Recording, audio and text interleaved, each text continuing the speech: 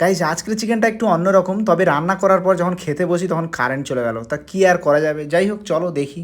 আজকে আমার সকালবেলা ডিউটি ছিল, ডিউটি সেরে এসে একদম প্রচণ্ড টায়ার্ড হয়ে গেছি, তাই ঘুমিয়ে পড়েছিলাম। আর খাওয়া দাওয়া দুপুরবেলা, মানে যেহেতু মর্নিং ডিউটি হয় তাই আমি ক্যান্টিনে খেয়ে আসি।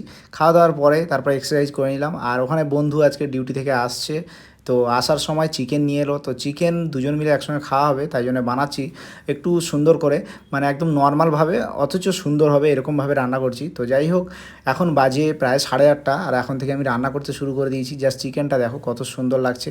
এরকম সাদা মাঠাভাবে আমি রান্না করেছি, কারণ হচ্ছে বেশি স্পাইসি খাবো না তাই।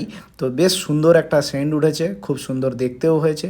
আর এটা এখন আমরা খাওয়া দাওয়া করবো। জাস্ট লুকটা দেখো কত সুন্দর এসছে দেখতে। একটু লাল লাল করার জন্য হালকা একটু গুঁড়ো লঙ্কা দিয়েছিলাম। যাই হোক, দুজন খেতে বসে গেছি সুন্দর করে, আর খাওয়া দাওয়া করবো ঠিক বিকেলবেলা থেকে। অনেকবারই কারেন্ট যাচ্ছে, সন্ধ্যাবেলা বৃষ্টি হওয়ার জন্য একটু কারেন্টও চলে গেছিলো। তো যাই হোক, এরকমভাবে বেশ অনেকবার যাওয়া আসা করছে। তো কারেন্ট যখন চলে গেছে কি আর করা যাবে। Good night.